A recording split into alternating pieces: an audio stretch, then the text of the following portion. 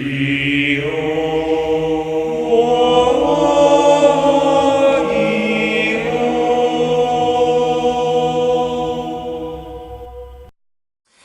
everyone, it's Garrett, and today I am doing a deck profile on my Amorphages. Amorphages tend to be a deck that it came out and I don't know if people actually want to play it or not. I've only seen a few people play it. It's just fun to do this because it messes with people. It messes with their head and it's beautiful. It's a beautiful thing. So let's go on to the deck profile. Starting off, I'm running one Vector Pendulum. In the Pendulum Zone, it negates any other my opponent's Pendulum Zones, so just makes it to where they can't get their effects off. 2 Lector Pendulum. If it's in the zone, it makes it to where all face-up Pendulum monsters they control are negated, and if it battles a Pendulum monster, it and the Pendulum monster are both destroyed. I'm running, onto the Morphages, I'm running 1 Sloth. With all of them, their monster effects are the same. Makes it to where my opponents can't touch their extra deck, unless they're summoning Amorphage monsters. This one's, its scale effect is, while it's in the scale, neither player can add cards from their deck to their hand, except by drawing them. I have 2 Goliath. Goliath makes it to where any card sent to the graveyard is banished instead, so it shuts down other decks, and the only cards that don't get banished are Amorphage cards. Greed makes it to where non-Amorphage traps cannot be activated.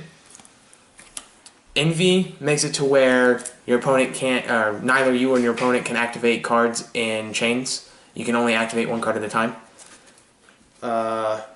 We have 3 Gluttony. Gluttony makes it to where monster effects cannot be activated except for Amorphage monsters.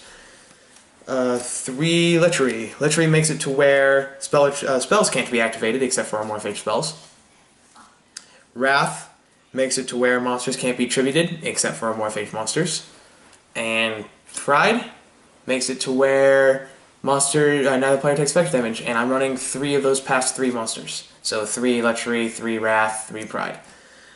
For the main boss monster of the deck, I'm running 2 of them. Amorphactor Pain makes it to where when it is ritual summoned, my opponent skips their main phase.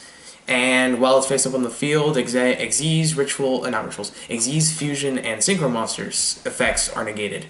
And if it is sent to the graveyard, I can search my deck for a Drake Overlord card, except for a copy of itself.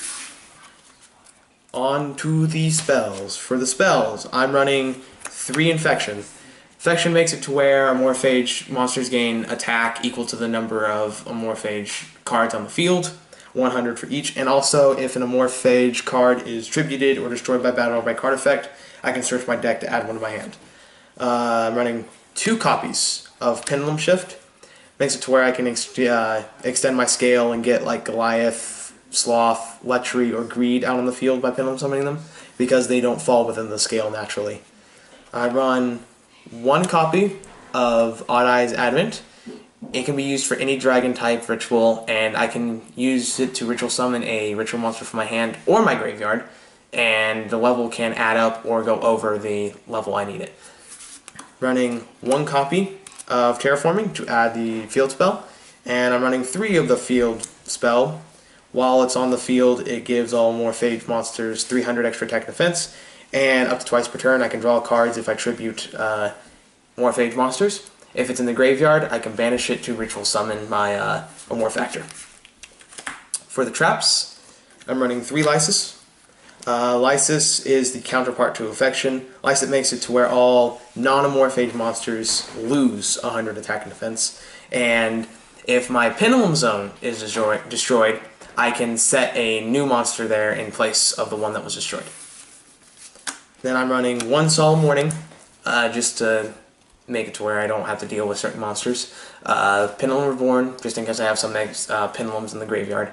And Unwavering Bond, just in case I don't like a certain pendulum he set or anything.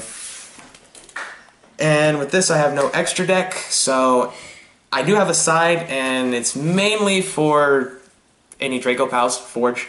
I can just get rid of Draco Slayers and bring out a Amorphactor faster. For this deck, it's just really fun to play against someone and see them struggle. I do personally like this because of the speed in which it works with as a pendulum deck.